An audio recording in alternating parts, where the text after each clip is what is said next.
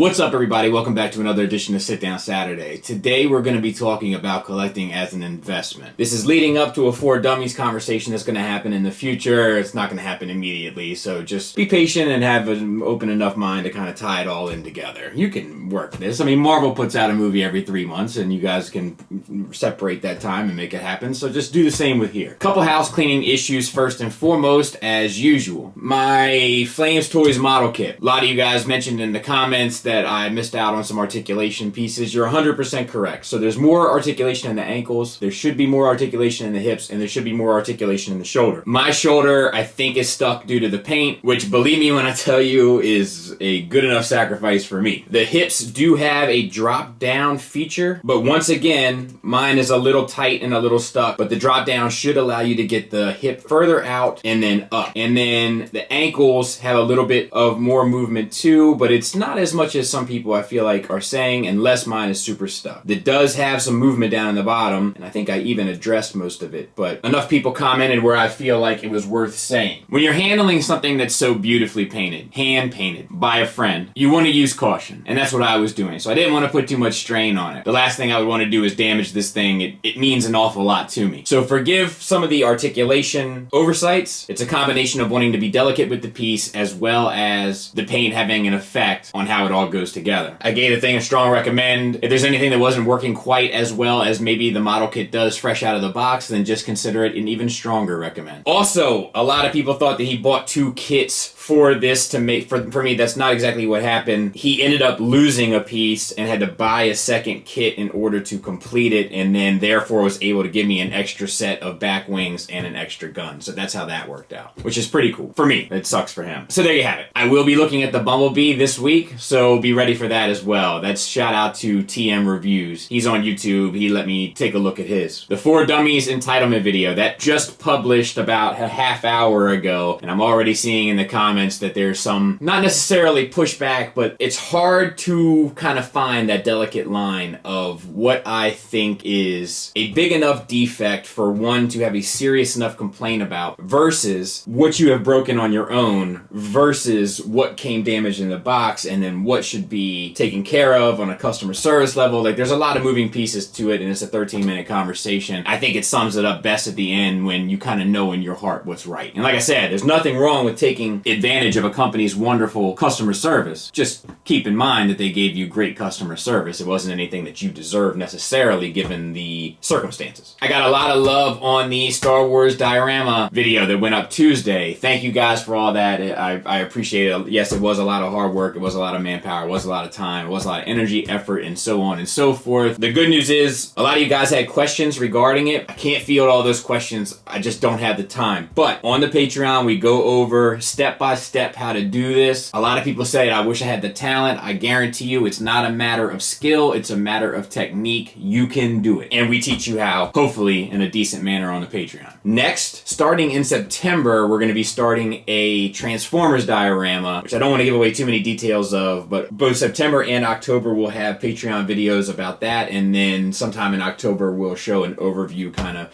about the process here. But once again, it won't be detailing the how and covering any of the tutorial elements. It'll just be about kind of how we feel about it and what the process was like overall. So I hope that helps. A lot of people have been saying they appreciate the Star Wars content. I appreciate the appreciation. But thanks everybody for checking all that stuff out. I do appreciate it. Also, we have to have our Unicron update. It's not looking good. So this was updated as of August 13th. It's still significantly behind where it needs to be in order to make the deadline. It's following close to the barge. The problem is that there's $3,000 extra that need to be accounted for in comparison to the barge. If you look at the initial projections, that's the purple line, and you look at where it is now, which is the blue line, it's not looking good. So if you really want to see this thing made, my suggestion is to put your money where your mouth is. And once again, that graph is from Brian Brink from Enter the Realm and Breaking the Mold. Now, moving on to today's topic, collecting as an investment. And when we talk about this, we're going to be mainly talking about this in regard to third-party Transformers, and we'll also cover Takara Tomy masterpiece. So I looked around extensively this past week. I looked in buy-sell trade groups. I looked on eBay. eBay is not necessarily the best example for what a market value is, but it gives you a rough idea of what the upper ceiling of those limits could be. Here's the problem with collecting this stuff as an investment. If we look at stuff from the vintage era, right? If we look at stuff from like the golden era, the 80s era, the He-Mans, the Star Wars, the Transformers, the G.I. Joe, a lot of that stuff retains its value. And the reason why it retains its value is because it's zeroed into a very specific point in time where those pieces had very limited competition and they were able to exist somewhat in a vacuum and maintain what was special about them, unique about them, and meaningful about them to the consumers forever. The problem is now that you're kind of only as good as your last release, and you're kind of only as good as the last released version of a certain character. Meaning, let's take X-Transbots for instance. The majority of X-Transbot stuff does not hold its value. The caveat to that are the few pieces that exist within a vacuum. What do I mean? Take Scourge for instance. No one has really come out with another Scourge since, so Scourge has kind of been able to maintain its value, even though there was all sorts of problems with that figure, and it's one of their better ones. Retgar, same kind of thing. But take for instance their Cyclonus doesn't hold its value. Why? Because Fans Toys just released a Cyclonus that many people believe looks better. Now I know people get defensive when you mention Fans Toys, so let's change the dynamics of it. The dilution of the market in regard to the Trailbreakers has for the most part killed the market value of all of the Trailbreakers. It's an oversaturation. See, I've talked about this a good point in regard to the numbers, right? The numbers are driving me insane. So I tend to believe that the majority of these third-party products have a production run of somewhere between 1 and 2,000. So let's say on average 1,500. Many of those don't sell out. So what are we to ascertain from this information? And that data suggests this. For an average third-party piece, 1,500 people are barely buying it. Think about that. Long and hard. 1,500 people. Now, you take that, you times it by 3, because we have 3 companies producing a Trailbreaker. That's 4,500 pieces in a market that can barely support 15. That's going to kill the value of something. Now, there are exceptions when something is a standout. For instance, we have the Toy World Cosmos, we have the MMC Cosmos, and we have the X-Transbots Cosmos. This is an arena where X-Transbots has been able to kind of hold on to its market value because it produced the better piece, whereas the other two, not so much. Now, I say that to say this, MMC is one of those companies that often retains its value. They tend to use good materials, they tend to have well-done sculpts, and in many scenarios, they tend to tackle characters that many aren't. Take a look at Turmoil. Turmoil has retained a lot of its value because no one else has done it, and it has a fan base. Plus, it's in their lane, which is pretty much uninterrupted. So what am I saying? I'm suggesting that most of this stuff, value-wise, is a total gamble. It can't be put on company, it can't be put on character, it can't be put on quality, because the next better thing kills the market of the previous. In the third-party world, I tend to find 2 exemptions to this rule. Fans Toys stuff, more often than not, tends to keep its value, if not increase. If we look at the value of the Insecticons, the value of Perceptor, which many people don't care for, the market is through the roof. Now for Perceptor, once again, we have the no competition clause playing a part. For the Insecticons, we have plenty of competition. They were just the clear winner. So both of those items are playing into why those things still retain their value. But Fans Toys stuff tends to keep its value generally. The other company that's worth watching in that regard is Iron Factory. Iron Factory stuff has gone through the ceiling if you've been watching. The value of those pieces has grown exponentially. But value can change overnight. Here's my example. Fans Toys Shockwave at a certain point was going for $800. It was a well-built piece. It was a well-done piece. It's still highly regarded, and it was in a lane where it had no competition. Now, the value has been tanked. Why? Because of Takara's. Takara released a newer, more tune-accurate version, which for some was a better choice. You know what would be worthwhile doing? A versus between Quakewave and Takara's Shockwave.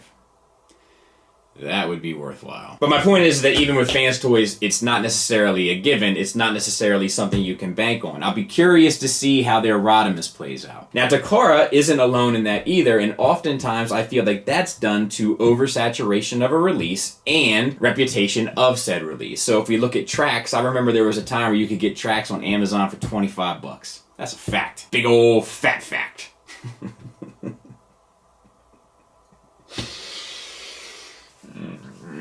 And the other thing that we're not taking into account is the popularity of a character versus the obscurity of a character. Both of those things can play a part in the market value of something. Popular character is more often going to stand out. Make Toy Starscream has a better chance of being more valuable than, say, Make Toys Thundercracker, etc., based on that. But the reason why I bring all of this up is to actually get to this point. In my opinion, if you are collecting figures as an investment and what you're collecting are modern Transformers, you're doing it for the wrong reasons. This stuff doesn't hold its value, generally speaking. It's not a safe investment. There's much better things you could put your money into. Ask any accountant on this blue and green planet of ours and they will agree. This is not about the money. It's about sending a message.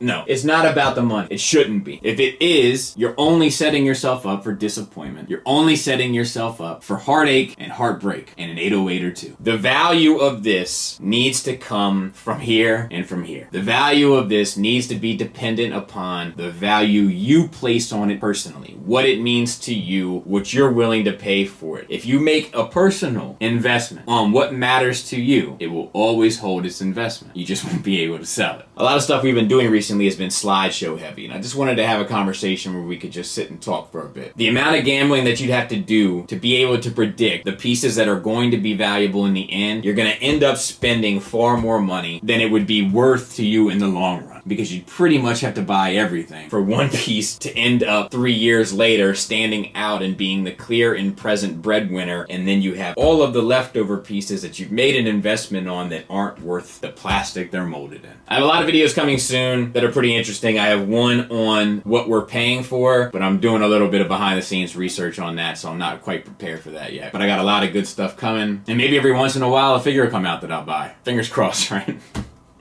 Thanks for listening. Thanks for watching. Until next time. Take care.